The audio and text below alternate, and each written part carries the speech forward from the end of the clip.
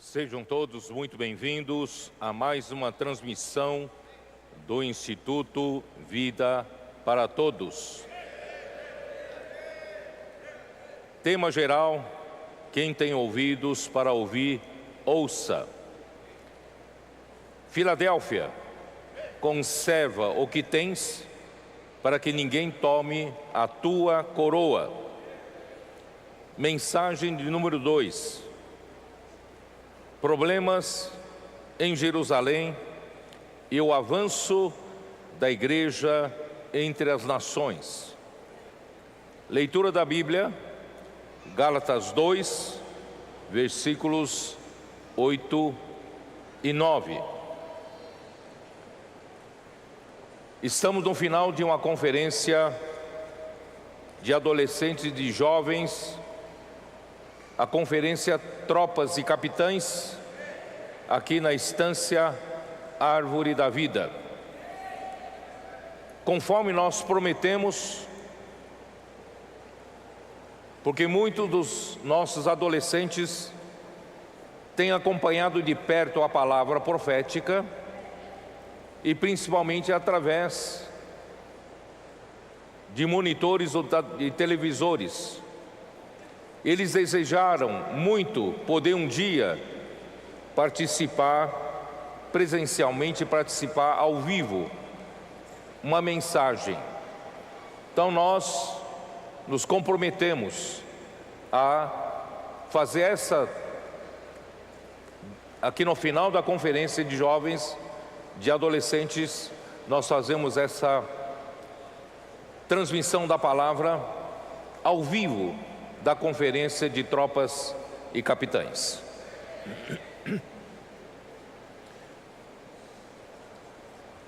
Nós estamos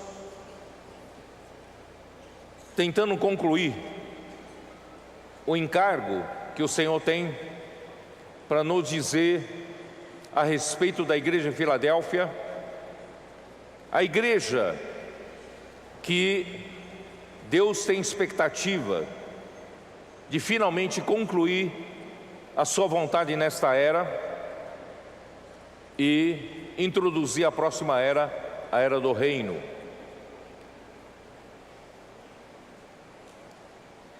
E nós estamos no final já dos 2000 anos da história da igreja. Acreditamos que Deus não vai se delongar muito mais. Ele pretende encerrar esta era. Para isso, Ele precisa realmente nos levar a igreja à condição normal da vida da igreja. Nós havíamos falado que a igreja primitiva, a igreja que surgiu, a primeira igreja que foi levantada no dia de Pentecostes, de uma maneira poderosa, a vida da igreja iniciou-se com 120 galileus em Jerusalém, orando, até que do alto Deus mandou a promessa do poder do Espírito Santo, que desceu sobre aqueles 120 galileus, e a partir da pregação desses, surgiu a igreja em Jerusalém, de uma forma poderosa, e a energia que movia aquela igreja, é a energia que deve mover hoje a igreja. Então, em Atos capítulo 2, versículo 42, mostra qual é a energia que faz a igreja executar a obra de Deus, fazer as coisas acontecerem. Está em versículo 42, que eu vou ler. E perseveravam no ensinamento dos apóstolos e na comunhão, no partir do pão e nas orações. Eu quero enfatizar aqui que toda a energia da vida que a igreja precisa para se mover, para funcionar, para executar a obra de Deus, fazendo a vontade de Deus, vem pela palavra dos apóstolos. O ensinamento dos apóstolos era a palavra que vem por meio da revelação de Jesus Cristo, e essa palavra que sai da boca de Deus para a igreja é a palavra de comando, é a palavra de direção e é a palavra que dá energia da vida para a igreja viver aquela vida da igreja gloriosa, maravilhosa, com poder. E nós chegamos na semana passada até o livro de Atos, capítulo 7, onde Estevão estava sendo perseguido, levantaram falsas acusações contra ele, ele foi levado até o sinédrio dos judeus e foi julgado ali. E na sua defesa, Estevão mostrou qual é a estratégia do inimigo de Deus de fazer parar a obra de Deus. Deus levantou no Antigo Testamento, através de Abraão, o reino de Israel. E Deus queria governar aquele povo, estabelecer como referência para todas as nações da terra. No entanto, no final do reino de Israel, e na época de Jesus, a situação dos judeus não era boa. Por quê? Estevão mostra, porque eles nunca deram ouvidos adequadamente à palavra dos profetas. Deus governa o seu povo por meio da palavra. E Deus usa sempre um canal homem para que essa palavra seja transmitida a seu povo. Então se requer da parte do povo de Deus receber, acolher o canal enviado por Deus e ouvir e acolher a palavra dele como a palavra de Deus. No tempo de Jesus, os judeus diziam respeitar e honrar muito Moisés. No entanto, Estevão expôs a eles, no versículo 39, Moisés, a quem nossos pais não quiseram obedecer. Eles usavam Moisés para atacar Jesus, para perseguir Jesus e perseguir os seguidores de Jesus. Mas, no tempo de Moisés, o povo não respeitava, o povo não obedecia a sua palavra. A quem vossos pais não quiseram obedecer, antes o repeliram, e no seu coração voltaram para o Egito, dizendo: Arão, faze-nos deuses que vão adiante de nós, porque quanto a este Moisés que nos tirou da terra do Egito, não sabemos o que aconteceu. Irmãos, o time que nasceu vencedor foi abatido.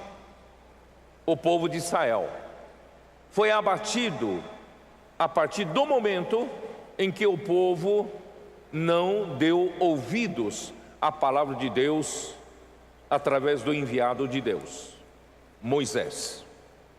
E não só isso. No versículo 51, homens de dura cerviz e incircuncisos de coração e de ouvidos.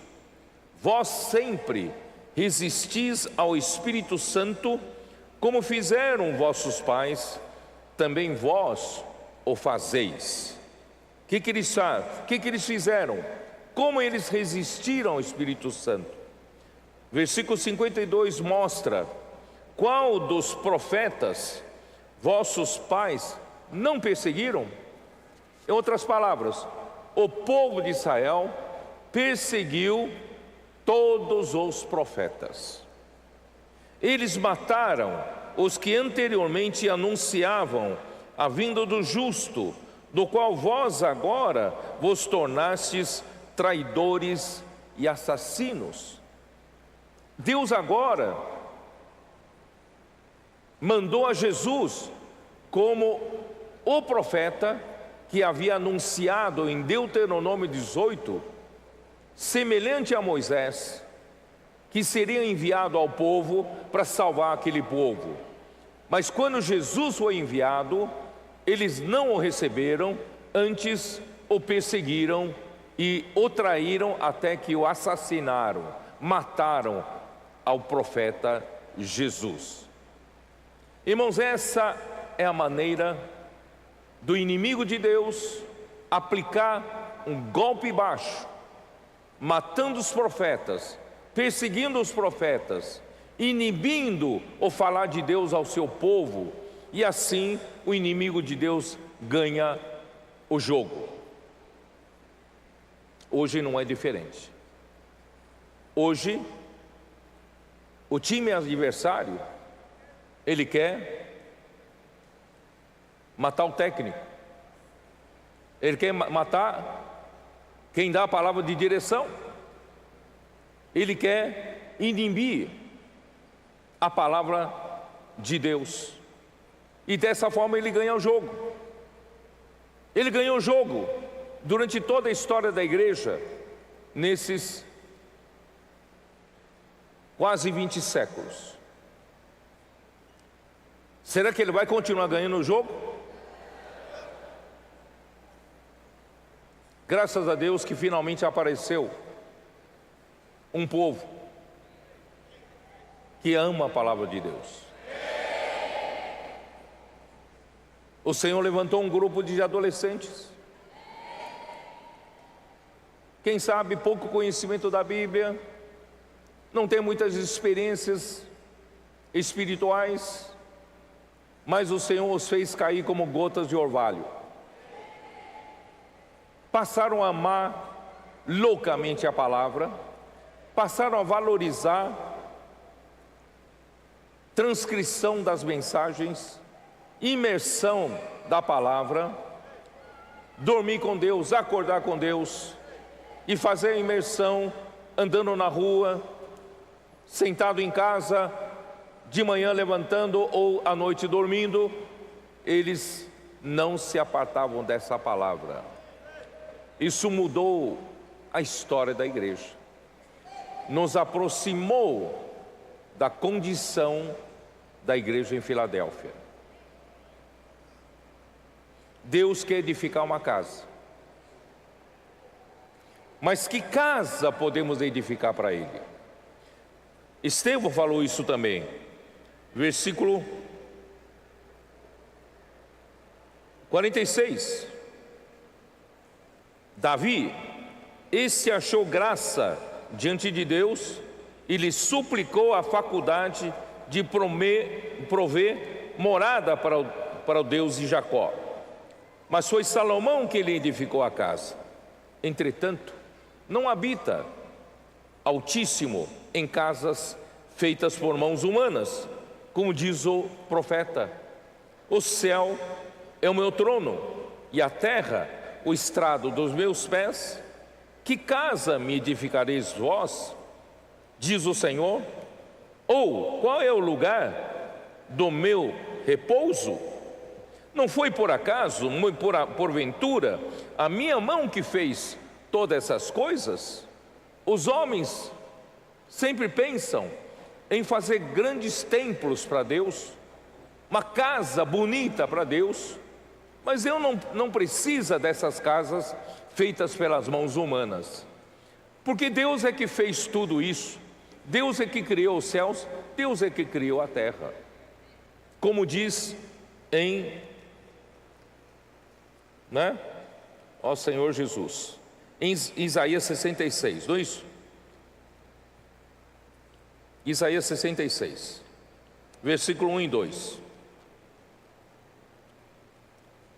66 é o último capítulo.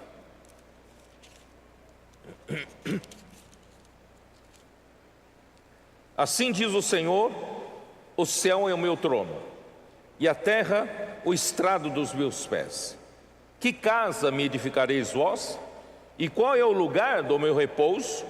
Porque a minha mão fez todas essas coisas, e todas vieram a existir, diz o Senhor.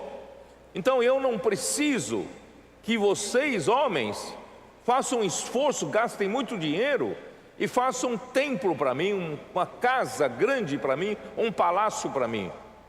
Eu não preciso disso. Eu tenho poder de fazer coisas maiores. Mas o que eu preciso realmente, qual é a casa que eu procuro? Está aqui. Mas o homem para quem olharei é este. Deus está procurando que casa? Está procurando o homem, o aflito e abatido de espírito, e que treme da minha palavra. Deus procura aqueles homens que são humildes de espírito, pobres de espírito, simples, que não se julgam sabedor das coisas, e por outro lado tem um amor reverente à sua palavra. Irmãos, é a partir disso é que Deus passou a habitar entre nós. Os adolescentes surgiram aí, amando ao Senhor, com simplicidade, com espírito pobre, espírito humilde, não é isso? E amando com amor reverente a palavra do Senhor, e o Senhor passou a habitar. O Senhor finalmente achou um lugar de descanso, achou seu lugar de repouso, é no coração desses que são abatidos e aflitos de espírito e que tremem da palavra do Senhor. E coisas maravilhosas começaram a acontecer entre nós, e a edificação da igreja iniciou-se de uma forma mais forte, mais intensa entre nós. Ó Senhor Jesus, tudo que o Senhor precisa é um homem simples de coração e creia na palavra do Senhor. Estevão,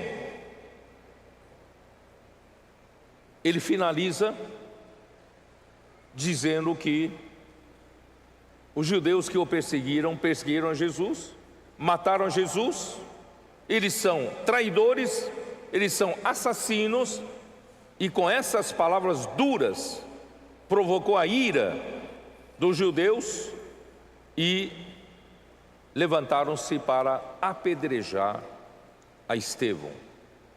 Estevão foi morto naquele dia.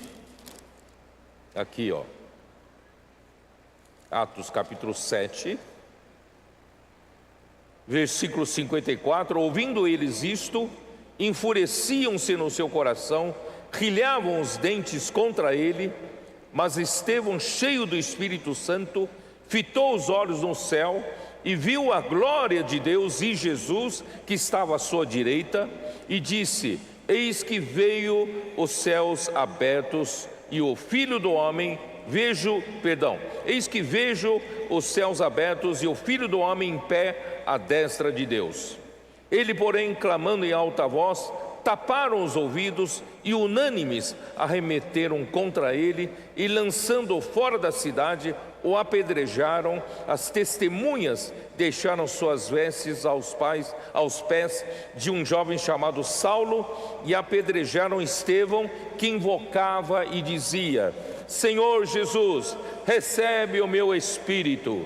Então, ajoelhando-se, clamou em alta voz: Senhor, não lhes imputes este pecado. Com estas palavras adormeceu. E Saulo consentiu consentia na sua morte. Irmãos, assim Estevão foi morto. E o que aconteceu no dia seguinte? No mesmo dia, capítulo 8: naquele dia levantou-se grande perseguição contra a igreja em Jerusalém, e todos, exceto os apóstolos, foram dispersos pelas regiões da Judéia e Samaria. Irmãos, ó Senhor Jesus,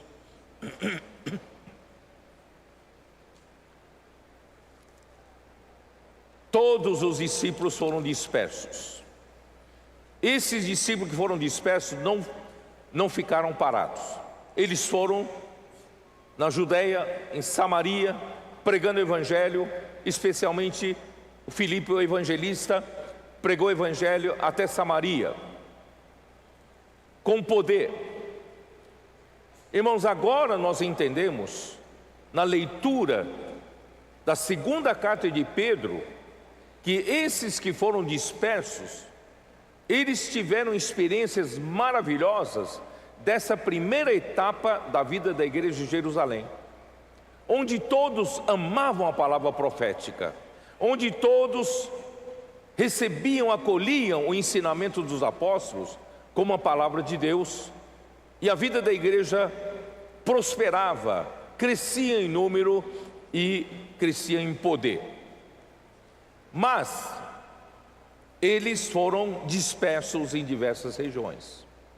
O que aconteceu depois disso, eu quero relatar de uma maneira rápida para vocês.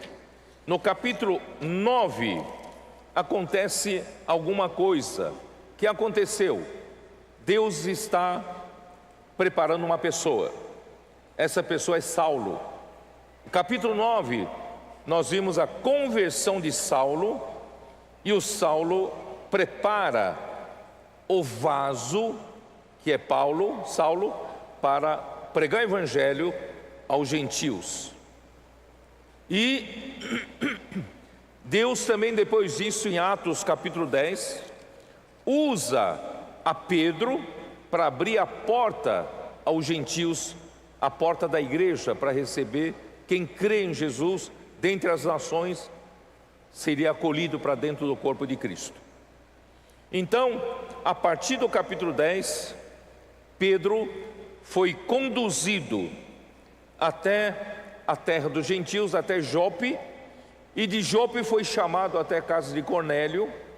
Em Jope ele teve uma visão, onde descia do céu um grande lençol, e havia toda sorte de quadrúpedes, toda sorte de aves e répteis no lençol, e uma voz que lhe dizia: Pedro, levanta, mata e come. Pedro disse: de jeito nenhum, jamais entrou na minha boca qualquer coisa imunda. E assim aconteceram 3 vezes, por 3 vezes, e Pedro negou por 3 vezes. E no final a voz diz: não considera comum o que Deus santificou. Aí ele ainda considerava que seria essa visão. Os homens que vieram da casa de Cornélio chegaram e bateram a porta e convidaram a Pedro a ir até a casa dos gentios, na casa de Cornélio, para pregar a palavra para eles.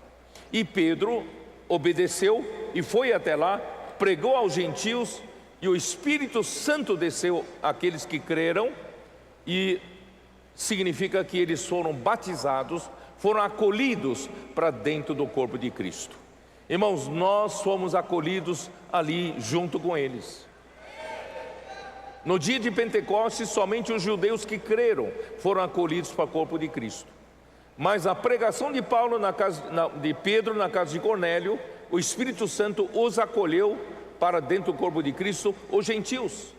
E nós fazemos parte desses gentios que fomos acolhidos para dentro do corpo de Cristo. E Deus usou Deus usou a Pedro, honrando a Pedro, para fazer esse trabalho, tá? Aí Pedro volta para Jerusalém. Quando ele volta para Jerusalém, ele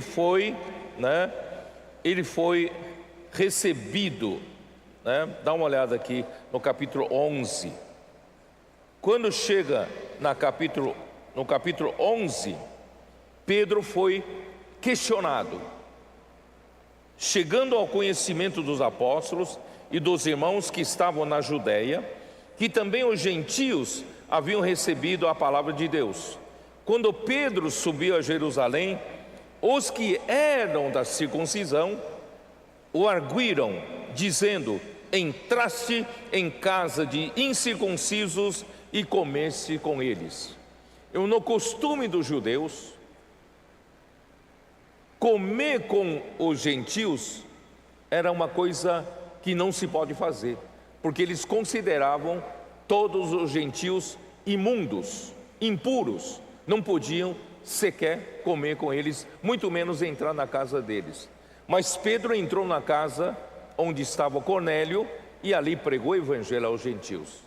Então, vocês percebem que na igreja em Jerusalém começa a surgir um partido de pessoas, judeus, que creram no Senhor Jesus e que queriam conservar o judaísmo, mesmo depois de terem crido no Senhor Jesus. Isso constituiu uma grande oposição mais para frente à palavra profética, ao ensinamento dos apóstolos. Aí o que aconteceu? Eu vou falar rápido. No capítulo 12 de Atos dos Apóstolos, Tiago, o apóstolo Tiago, foi morto. Herodes prende a Tiago e mata Tiago, irmão de Jesus. Irmão de João, irmão do apóstolo João. O Tiago que mais tarde nós conhecemos é o Tiago, irmão de Jesus. Aqui no caso, o Tiago, apóstolo, irmão de João, foi morto e o inimigo queria matar também a Pedro. Mas um anjo do Senhor tirou a Pedro de uma maneira milagrosa. E antes disso, no capítulo 11 ainda, irmãos, os que saíram da perseguição de Jerusalém foram para toda a região pregar o evangelho, e alguns desavisadamente pregaram aos gregos. E os gregos que foram salvos eram de Antioquia. E assim levantou uma igreja em Antioquia que era formada pelos gentios que creram no Senhor. E Jerusalém imediatamente mandou Barnabé para cuidar dessa igreja dos gentios. E Barnabé viu a situação e voltou para buscar Saulo, que estava em Tarso, para Antioquia, e os dois viveram a vida da igreja de Antioquia por 1 ano. E quando chega no capítulo 13, dê uma olhada, capítulo 13 de Atos, versículo 2: e servindo eles ao Senhor e jejuando, disse o Espírito Santo: separai-me agora Barnabé e Saulo para a obra que eu os tenho chamado. Então, jejuando e orando, impondo sobre eles as mãos, os despediram. E o Senhor então usou Barnabé e Saulo, e mais tarde, durante a viagem, principalmente na Antioquia da Pisídia, também em Derbe, em Icônio, Listra e Derbe, Paulo passou a se evidenciar no ministério da palavra. Então, a palavra profética foi entregue para Paulo, para os gentios. Iniciou, e assim, através da palavra do Senhor, levantaram-se muitas igrejas no meio dos gentios. Aí Paulo e Barnabé voltam para Antioquia, e quando chegam em Antioquia, eles perceberam uma coisa estranha. Que coisa estranha? Capítulo 15, vamos lá para o capítulo 15. No capítulo 15, alguns indivíduos que desceram da Judéia ensinavam aos irmãos: se não vos circuncidardes, segundo o costume de Moisés, não podeis ser salvos. Queridos adolescentes, eu não sei se vocês estão me entendendo. Talvez essa palavra seja um pouco mais difícil para vocês, mas é importante entender essa história, porque quando Paulo e Barnabé, que foram enviados para a obra do Senhor na região da Galácia, e voltaram para Antioquia, e perceberam que alguns da igreja de Jerusalém subiram da Judéia para perturbar a igreja de Antioquia, para dizer-lhes que não basta apenas crer em Jesus para ser salvo. Para ser salvo, além de crer em Jesus, precisavam ser circuncidados e precisavam praticar a lei de Moisés. E Paulo e Barnabé tinham a clareza de que a salvação é pela fé em Cristo somente. A salvação vem pela graça, não pela lei, pela prática da lei. Aí eles subiram até Jerusalém para conversar com os apóstolos e presbíteros da igreja em Jerusalém. E aí, no versículo 5 fica mais evidente: insurgiram, entretanto, alguns da seita dos fariseus que haviam crido, dizendo: é necessário circuncidá-los e determinar-lhes que observem a lei de Moisés. Eu queria pedir para o pessoal do som aumentar um pouco o meu retorno, eu estou sem retorno, tá? Versículo 5 diz: insurgiram-se, entretanto, alguns da seita dos fariseus que creram. Irmãos, de um lado era uma notícia positiva, que a seita dos fariseus, que haviam crido no Senhor Jesus, era uma boa notícia. No entanto, eles formaram um partido dentro da igreja de Jerusalém que não mais pautavam a vida da igreja em Jerusalém sob a direção do ensinamento dos apóstolos. Eles passaram a lutar para que a igreja em Jerusalém não perdesse a observância da lei de Deus, da lei de Moisés. Determinar-lhes que é necessário circuncidá-los e determinar-lhes que observem a lei de Moisés. Então, eles queriam impor mais uma condição para a salvação nas igrejas dos gentios. Não basta apenas crer em Jesus, precisam ser circuncidados e precisam todos guardarem a lei de Moisés. Irmãos, isso é um absurdo, isso é um absurdo. Por isso que em Gálatas, Paulo fala, vamos lá para Gálatas? Senhor Jesus. Gálatas, capítulo 1 ainda.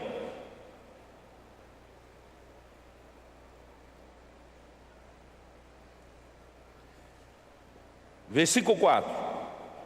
Jesus Cristo, nosso Senhor Jesus Cristo, o qual se entregou a si mesmo pelos nossos pecados, para nos desarraigar desse mundo perverso, segundo a vontade de nosso Deus e Pai. Nosso Senhor Jesus Cristo, Ele morreu por nós, derramou seu sangue na cruz, para quê? Para que através da sua morte e ressurreição, irmão, nós sejamos desarraigados desse mundo perverso. Nós não fazemos parte mais desse mundo perverso. Esse mundo perverso inclui também o mundo religioso. Por isso que Paulo, no versículo 6, ele fala: admira-me que estejais passando tão depressa daquele que vos chamou na graça de Cristo para outro evangelho, o qual não é outro, senão que há alguns que vos perturbam e querem perverter o evangelho de Cristo.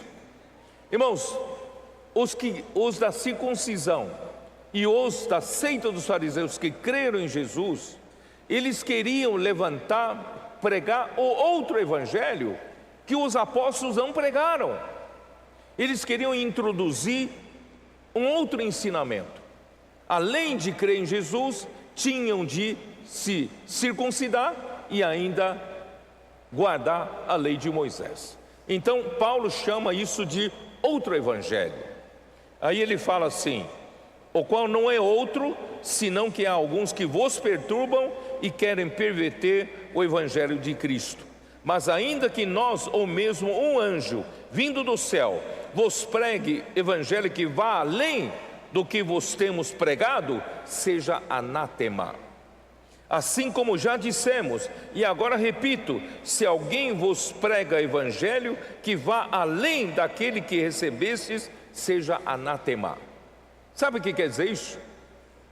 Qualquer um que prega além do ensinamento dos apóstolos, além da palavra que os apóstolos receberam da parte de Deus para pregar, irmãos, é outro evangelho e seja anátema. É coisa séria isso, muito sério. Por quê? Vamos lá para o capítulo 3 de Gálatas. Ó Gálatas insensatos, quem vos fascinou a vós outros ante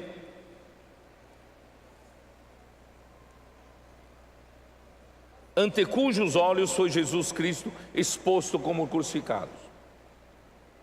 Cristo foi crucificado para quê? Cristo foi crucificado justamente para desarraigar você desse mundo perverso. Não estamos mais debaixo da lei, não estamos mais debaixo da lei de Moisés. Cristo Ele morreu justamente para nos desarraigar desse mundo perverso. Quero apenas saber isso de vós: recebestes o Espírito pelas obras da lei ou pelo ouvir da fé? Irmãos, esse é o ponto essencial que nos ajudou em toda a conferência de tropas e capitães.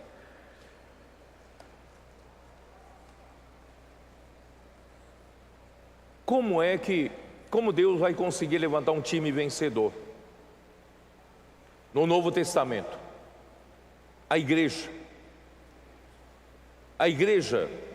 para ser uma igreja vencedora, precisa saber que a palavra de Deus que os apóstolos traziam para a igreja era a palavra que concedia o Espírito à igreja.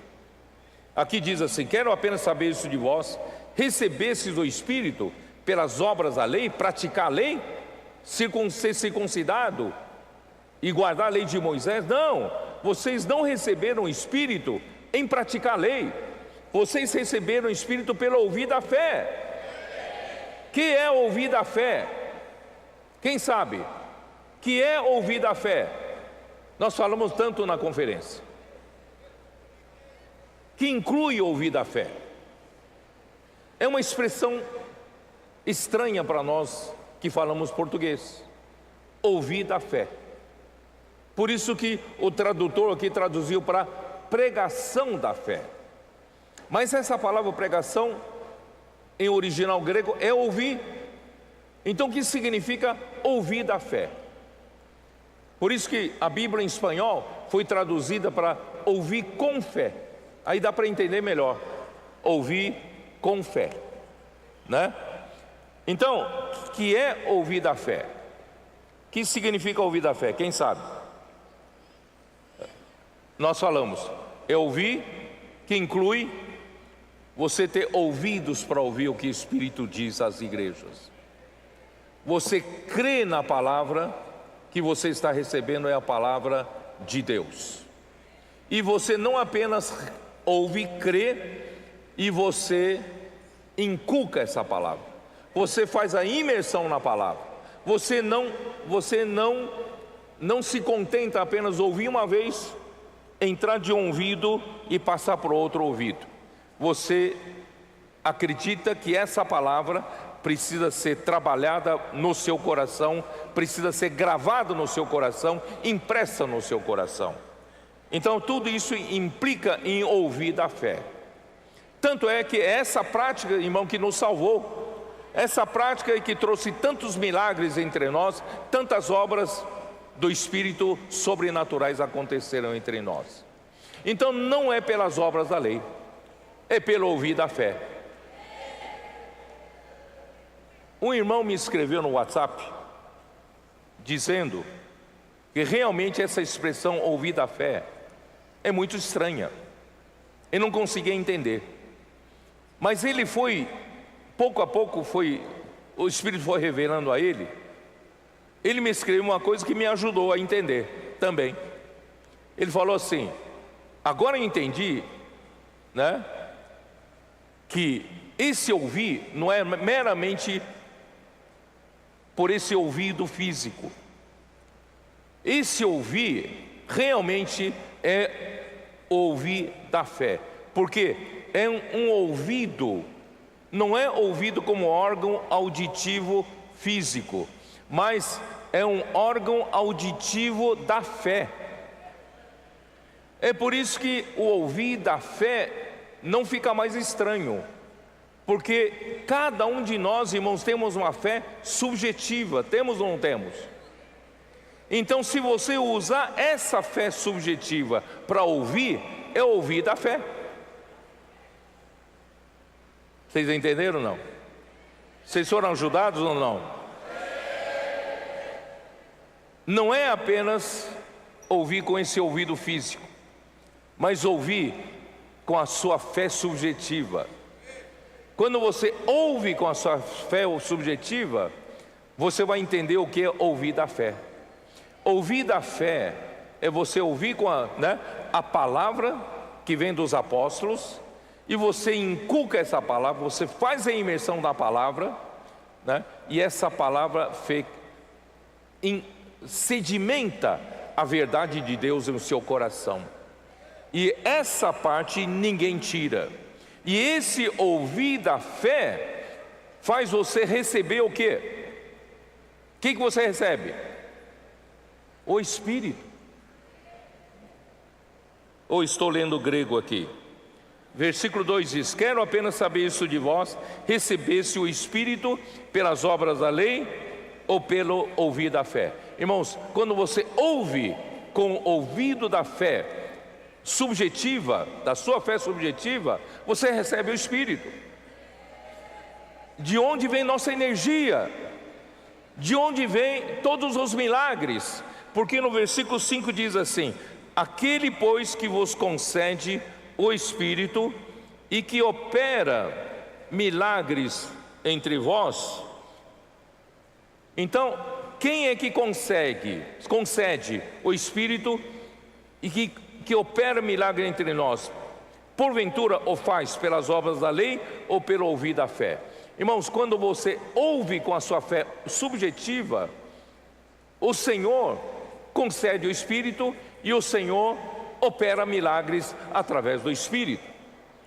É assim, irmão, que surge o time vencedor. No entanto, o inimigo de Deus, que o time adversário, ele quer derrotar-nos. Para ele nos derrotar, ele então tira-nos esse ouvir da fé. Quando ele tirou o ouvir da fé e substituiu pelas obras da lei, ele matou a igreja de Jerusalém na sua segunda fase. Sei se vocês estão me entendendo. A partir do capítulo 15 de Atos dos Apóstolos, você não vê mais o nome de Pedro registrado.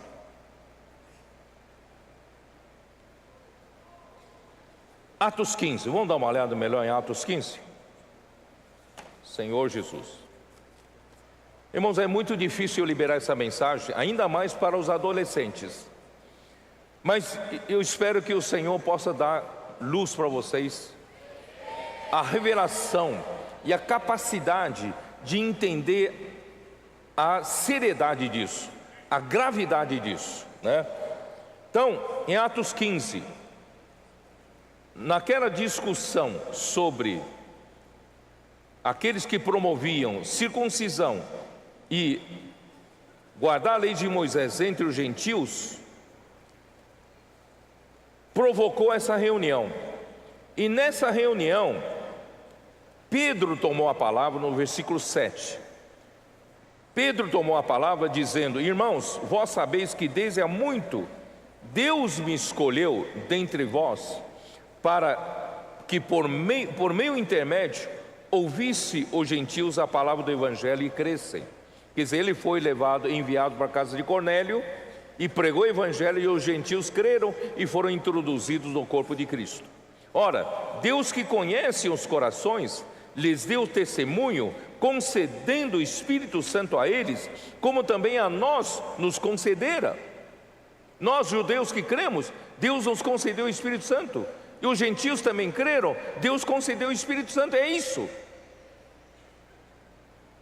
E não estabeleceu distinção alguma entre nós e eles, purificando-lhes pela fé o coração.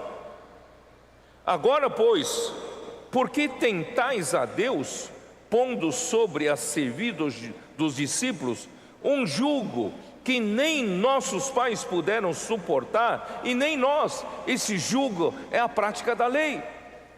Por que nós vamos impor esse jugo sobre eles? Se Cristo morreu para nos desarraigar desse mundo perverso, esse velho homem já morreu com Cristo, e agora é o novo homem que vive pela fé no Espírito, certo? Então, mas cremos que fomos salvos pela graça do Senhor Jesus, como também aqueles o foram. Nós somos simplesmente salvos pela graça, não é pela prática da lei. Então Pedro tinha clareza. Aí entra Tiago. Esse Tiago não é o Tiago que morreu, o apóstolo Tiago, irmão de João. Esse Tiago aqui é irmão de Jesus. Ele não era apóstolo, mas ele era homem respeitado, muito piedoso e religioso ali na época, tá? E ele se tornou líder. Por quê? Porque ele tentava conciliar a fé com a prática da lei. Então, aqueles que eram do partido dos que diziam que deviam, depois de crer em Jesus, ainda deviam continuar com a circuncisão e observar a lei de Moisés, eles apoiavam Tiago, porque Tiago era conciliador. Então, vamos ver o parecer de Tiago. E toda a multidão silenciou, passando a ouvir Barnabé e a Saulo, e contavam quantos sinais e prodígios Deus fizeram por meio deles entre os gentios. Como é que faz sinais e prodígios? É pela palavra profética. Depois que eles terminaram, falou Tiago, dizendo: irmãos, atentai nas minhas palavras. Expôs Simão como Deus primeiramente visitou os gentios, a fim de constituir dentre eles um povo para o seu nome. Confere com isso as palavras dos profetas, como está escrito: cumpridas essas coisas, voltarei e reedificarei o tabernáculo caído de Davi, e, levantando-o de suas ruínas, restaurá-lo-ei, para que os demais homens busquem o Senhor, e também todos os gentios sobre os quais tem sido invocado o meu nome, diz o Senhor, que faz todas essas coisas conhecidas desde os séculos. Aí que entra o parecer dele: pelo que julgo eu, não devemos perturbar aqueles dentre os gentios se convertem a Deus, mas escrever-lhes que abstenham das contaminações dos ídolos, bem como das relações sexuais ilícitas, da carne de animais sufocadas e do sangue. Ele acrescentou, porque a discussão aqui era qual é o ponto essencial da fé.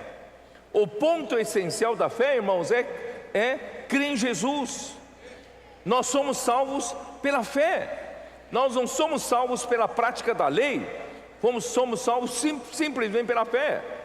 E agora Tiago livrou o gentio de praticar a lei, mas introduz mais duas leis.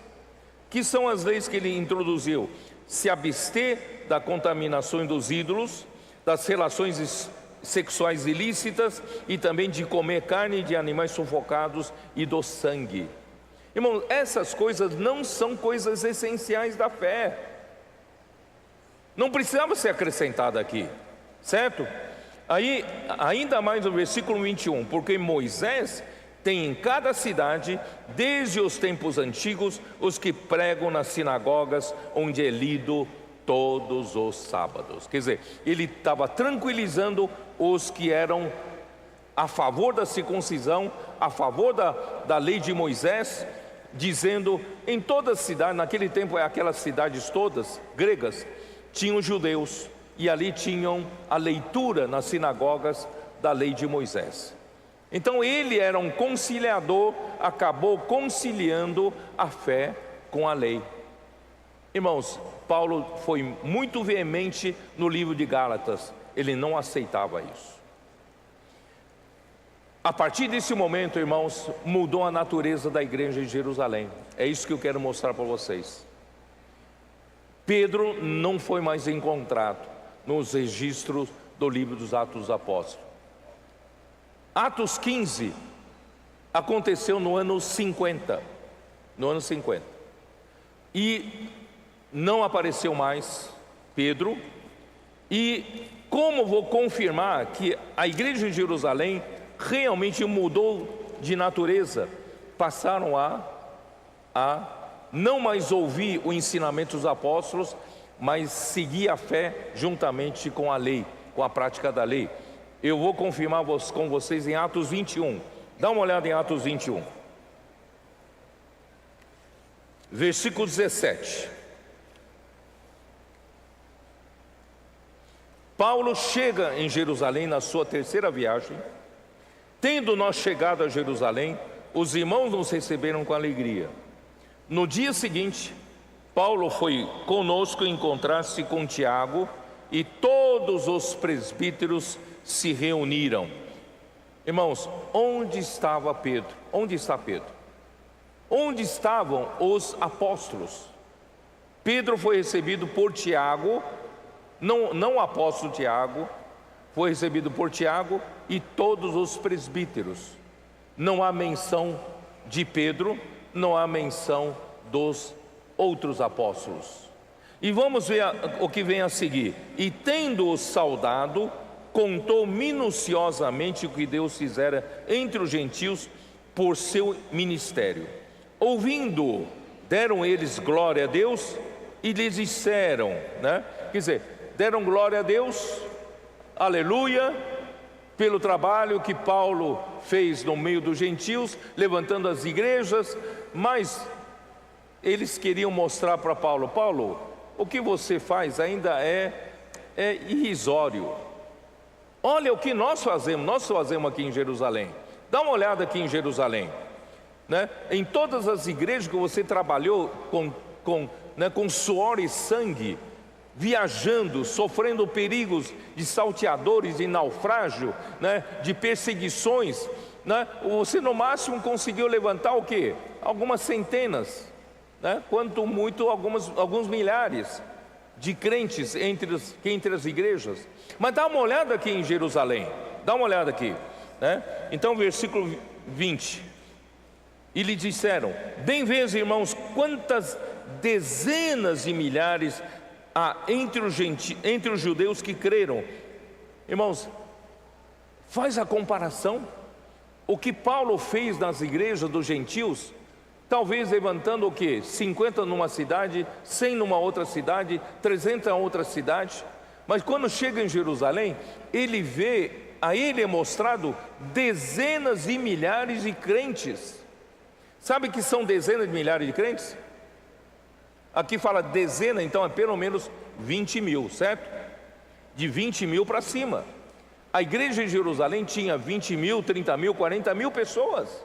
Irmãos, isso impressiona. Isso é uma pressão grande, faz com que Paulo se sentisse tão pequenininho, certo? Então eles passaram a falar mais grosso. E aqui fala: aqui há quantas dezenas de milhares há entre os judeus que creram, Presta atenção agora. E todos são zelosos da lei. Todos são zelosos da lei. O que significa isso? Eles se apartaram do ensinamento dos apóstolos. A igreja em Jerusalém não era mais pautada pela palavra profética. Pedro não era mais considerado o porta-voz de Deus. Pedro não tinha mais espaço em Jerusalém. E todos foram praticar a fé misturada com a prática da lei. Vocês estão percebendo a gravidade disso? O inimigo deu um tiro e acertou. E acabou com a igreja de Jerusalém. Mesmo tendo dezenas de milhares de salvos, mas mudou a natureza da igreja. Todos eram zelosos da lei. E vamos continuar. E foram informados a teu respeito, Paulo, que ensinas todos os judeus dentre os gentios a apostatarem de Moisés. Perdão. Dizendo-lhes que não deve circuncidar os filhos nem andar segundo o costume da lei. Porque Paulo deixava claro que quando a lei serviu de aio para guardar o povo de Israel durante o tempo da lei, mas quando viesse Cristo, a lei deveria entregar o povo de Deus para Cristo. E o povo que seguisse a Cristo, a fé, não estaria mais subordinado à lei. Vocês não acreditam nisso, não? Então vamos ler, vai. Gálatas. Ó Senhor Jesus. É tão difícil essa mensagem, porque é uma luta.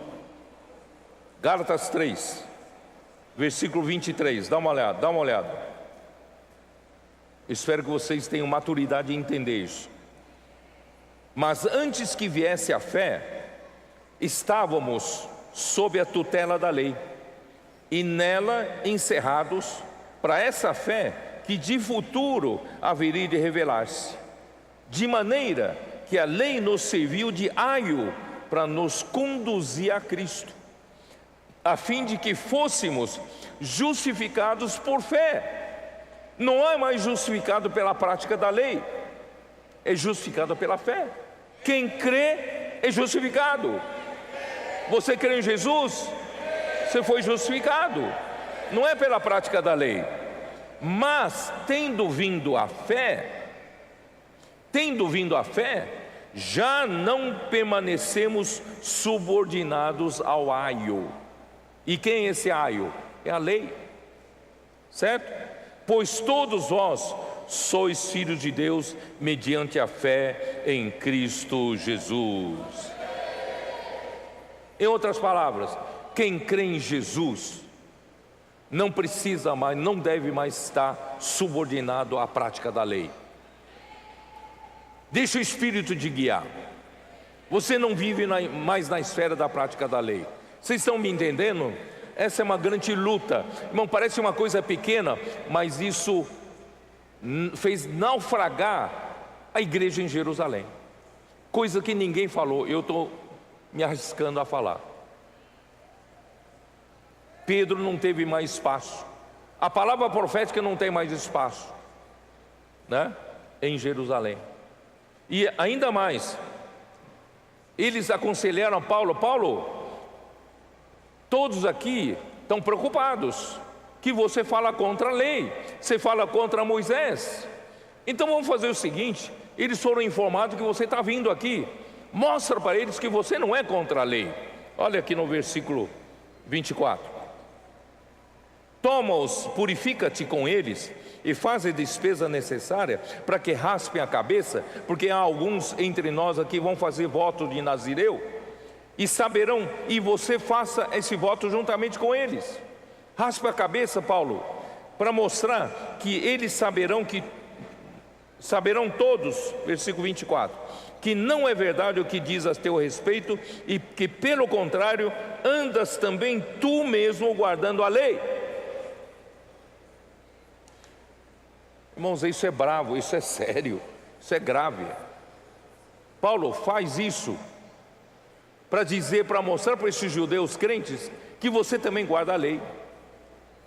Então Paulo ele está indo contra tudo que ele pregou, e Paulo ficou calado. Quanto aos gentios que creram, já lhes transmitimos decisões para que se abstenham das coisas sacrificadas aos ídolos, do sangue da carne de animais sufocados e das relações sexuais ilícitas. Irmãos, Tiago insiste naquelas leis que ele deu para os gentios. Insistiu naquelas leis. Irmãos, vocês perceberam agora por que em 2 Pedro ele insiste tanto? Ó Senhor Jesus, vocês têm paciência não de me ouvir essas coisas?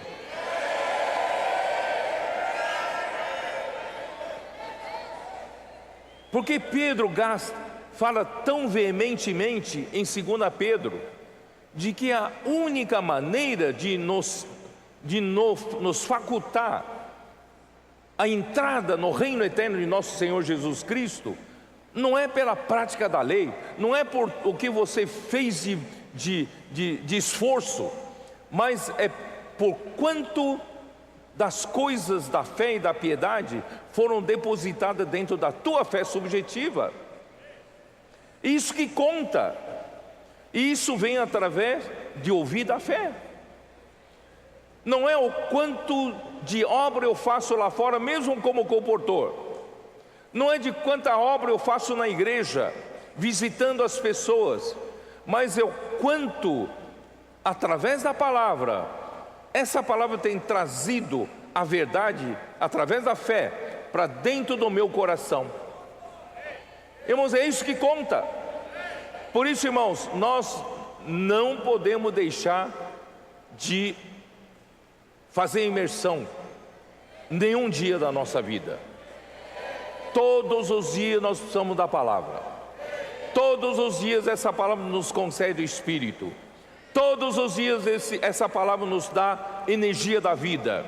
E todos os dias, irmãos, através da prática da palavra, a verdade é constituída em mim. E essa verdade é que me faculta entrar, é o meu ticket de entrar no reino eterno de nosso Senhor Jesus Cristo. Não é pela prática da lei. Vocês entenderam? Aí Pedro então fala, no capítulo 1 ainda, no versículo 12: por essa razão, sempre estarei pronto para trazer-vos lembrados acerca dessas coisas.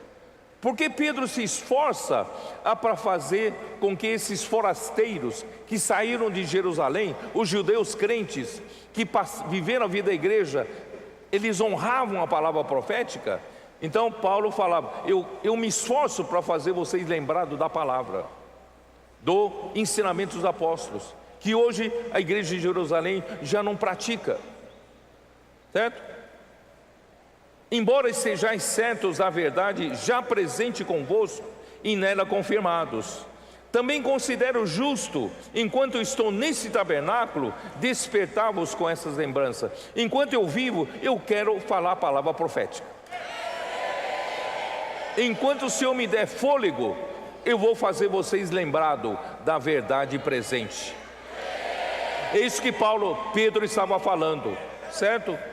Da minha parte, ele fala, certo de que estou prestes a deixar o meu tabernáculo, como efetivamente nosso Senhor Jesus me revelou, mas de minha parte esforçar-me-ei diligentemente por fazer que a todo tempo, mesmo depois da minha partida, conserveis lembrança de tudo. E em outras palavras, eu estou vivendo, mas se eu morrer, vocês têm que continuar no ensinamento dos apóstolos. Porque esses que seguiram na prática da lei, eles seguiram em outra direção. Essa outra direção está se opondo ao que o Senhor está fazendo através do ensinamento dos apóstolos. Eles estão ensinando como falsos mestres. Eles estão escarnecendo da palavra profética. Eles diziam que quando Pedro falava que eles foram testemunhas vivas e viram com seus próprios olhos, no Monte da Transfiguração, Jesus se transfigurar na frente deles. Eles viram a glória, resplendor do Senhor Jesus, e eles ouviram a voz do Pai, que dizia: esse é o meu Filho amado, em quem me compraz a Ele ouvir. E os escarnecedores diziam: isso é mentira, são fábulas engenhosamente inventadas por Pedro, por Tiago, por João. E também eles falavam para as igrejas não crerem mais na palavra dos apóstolos, e zombavam sobre a promessa da vinda do Senhor Jesus. Eles diziam: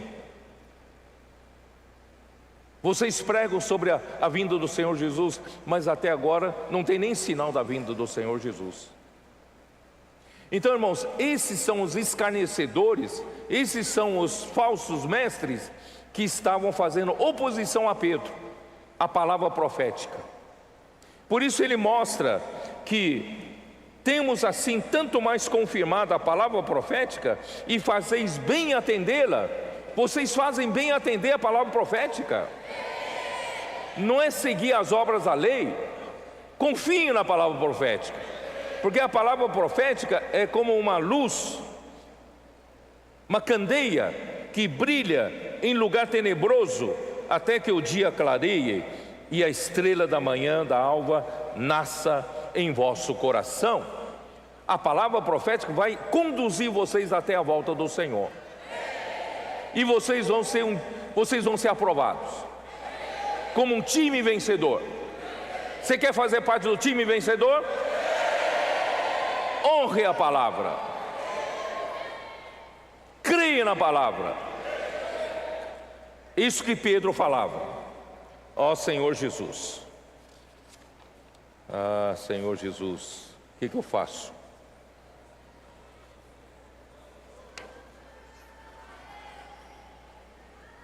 O mesmo aconteceu com o apóstolo Paulo. Ele continuou o seu trabalho, a sua segunda viagem, sua terceira viagem, levantando a igreja, trabalhando. Na sua terceira viagem, antes da terceira viagem, ele passou 3 anos em Éfeso, e a palavra prosperava, e no fim, ele foi preso. Ele foi preso no final da sua terceira viagem em Jerusalém, e no tempo em que ficou preso, quando ele saiu, ele viu que a igreja em Éfeso já começou a se afastar da palavra que Paulo dera para eles. Já começou a ver, irmãos, os judeus foram até Éfeso para pregar sobre mitos, genealogias, mitos judaicos e genealogia sobre o judaísmo lá em Éfeso. E Paulo então pediu para Timóteo ficar lá em Éfeso para admoestar essas pessoas e a voltar para a palavra profética. Isso já era por volta de anos 64, 65. E quando chegou no ano 67, o ano que Paulo morreu, todos da Ásia abandonaram a Paulo. Todos abandonaram a palavra profética. Todos abandonaram o ensinamento dos apóstolos. Irmãos, esse é o motivo da derrota do time do primeiro século. João, no final do século, ano 90, tentou restaurar. A restauração é pela palavra. Em João, no Evangelho de João, no princípio era a palavra estava com Deus e a palavra era Deus. E a vida estava nele e a vida era a luz dos homens. E essa palavra se encarnou e habitou entre nós, cheio de graça e de verdade. Então essa palavra que nós estamos pregando para vocês, irmãos, é uma pessoa. Não é uma doutrina para ser disputada pelos judaizantes. E em 1 João fala, né? O que nós temos visto desde o princípio, contemplado, apalpado, né? É com respeito à palavra da vida. Nós não estamos falando uma doutrina, não, estamos passando por vocês uma pessoa, que é a palavra da vida. E a palavra da vida é a própria vida eterna, a qual estava com Deus e nos foi manifestada. E essa palavra, se vocês receberem, acolherem, essa palavra faz com que vocês mantenham comunhão conosco. Ora, a comunhão conosco não é só conosco, a nossa comunhão é com o Pai e com seu Filho Jesus Cristo. Então a palavra do apóstolo João é uma palavra da vida, é uma pessoa, é uma vida eterna. E quem acolhesse essa palavra era trazida para a comunhão com o apóstolo. E essa comunhão com o apóstolo, na verdade, é a comunhão com o Pai e com seu Filho Jesus Cristo. Então João tentou levar essa palavra de volta para que o povo, a igreja de Deus, voltasse a dar atenção para a palavra da vida.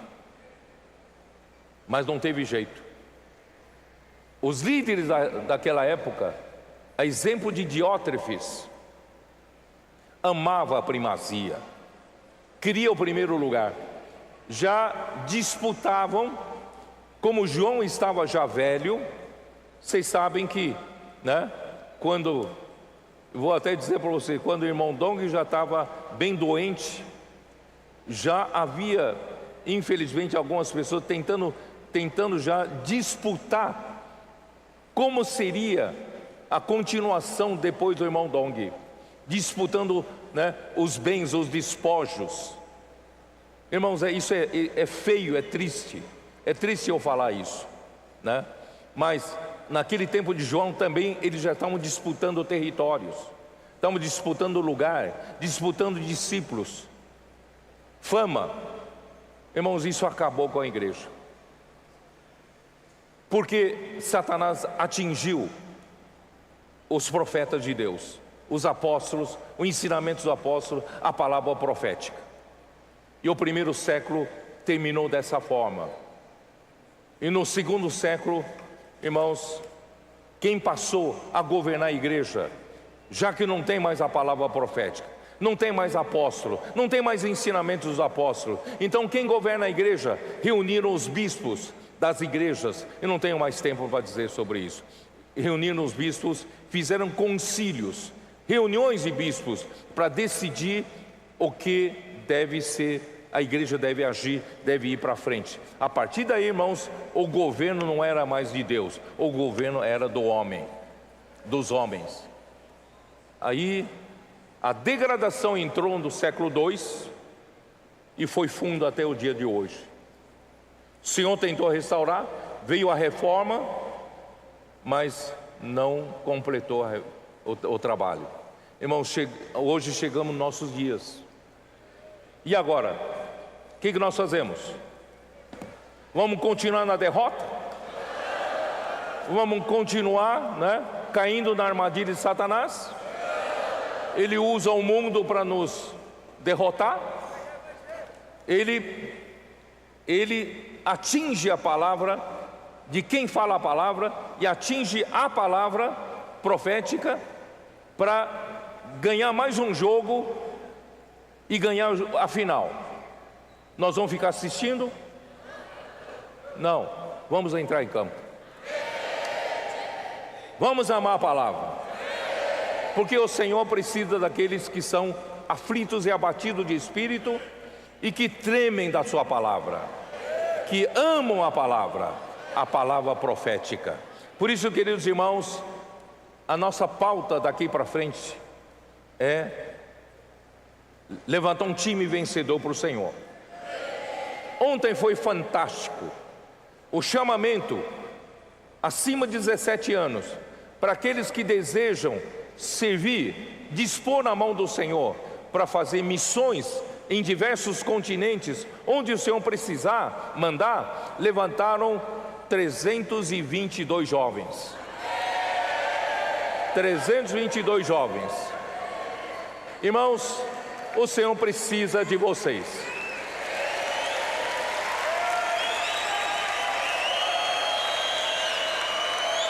Através de vocês, Ele vai levantar um time vencedor. Esse time vencedor será o filho varão. Esse filho varão também serão os 144 mil vivos que receberão a volta do Senhor e serão arrebatados antes da grande tribulação. E ontem eu falei, e também esses vencedores serão a noiva de Cristo, que participarão das bodas do Cordeiro e se juntarão ao exército que vai derrotar o anticristo e falso profeta e vai colocar Satanás na prisão, que vai iniciar a próxima era, a era do reino, onde Cristo reinará por 1000 anos juntamente com seus vencedores. Por isso, irmãos, vamos virar esse jogo. Não vamos permitir Satanás nos derrotar mais. Ele não pode mais derrotar a igreja. Não vamos ser enganados pelo mundo. Por isso, vocês adolescentes, jovens, intendentes, não vamos ser derrotados outra vez. Vamos vencer pela palavra do testemunho que nós damos. Vamos fazer mais imersão da palavra, mais transcrição, dormir com Deus, acordar com Deus, inculcar a palavra, pregar o evangelho, fazer o vem e ver, missão família, multiplicação, consolidação, levantar essa igreja em Filadélfia, que vai trazer o Senhor de volta. Ó Senhor Jesus!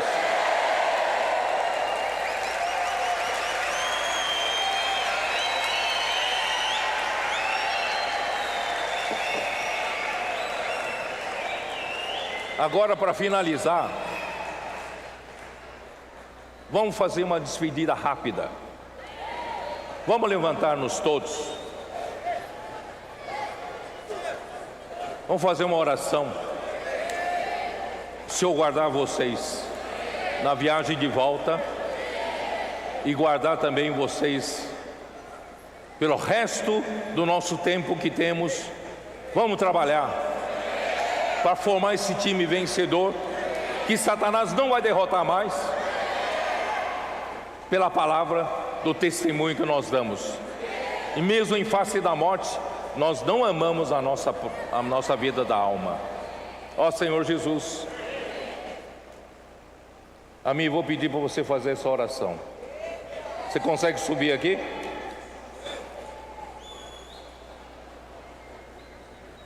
Senhor, guarde vocês na viagem. Sejam prudentes aqueles que estão de carro. Senhor, guarde vocês no avião, no ar, na terra, onde vocês estiverem, coração ardendo. Espero que aqueles que vieram com coração frio esteja ardendo agora. E mantenha esse fogo até a volta do Senhor. Vamos continuar com vida à fé, que essa palavra nos sustente, faça milagres entre nós, até a volta do Senhor. Faça uma oração para nós nos despedirmos. Amém. Senhor Jesus, pedimos a sua bênção, Senhor, que o Senhor nos leve queimando, e nos permaneça queimando, para trazer o Senhor de volta. Ó Senhor Jesus, obrigado, Senhor. Guarde-nos no nosso retorno. Nós queremos praticar essa palavra, aplicar na nossa vida, fazendo a imersão, inculcando a palavra, entrando na palavra, deixando ela fazer a obra. Ó, tomando toda a terra para ti.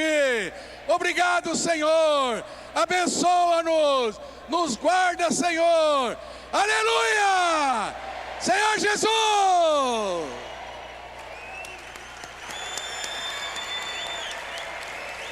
Amém, estamos despedidos, amém, estamos despedidos. Deus abençoe vocês todos, um bom retorno, amém. Sejam muito bem-vindos a mais um episódio das Missões no Exterior, com os irmãos da Colômbia e os irmãos do Panamá. Que nuestra fe sea sustentada con la práctica ahí es donde el Señor puede bendecir. Regresé a mi país, pero ya no para trabajar para este mundo, sino que regresé como un colportor del Señor Jesús, como un misionero. Es una palabra que está hablando directamente al corazón de nosotros. Amén. Palabra, fe, obediencia. Ahí está el milagro. Amén. Toda segunda, no canal do Instituto Vida para Todos.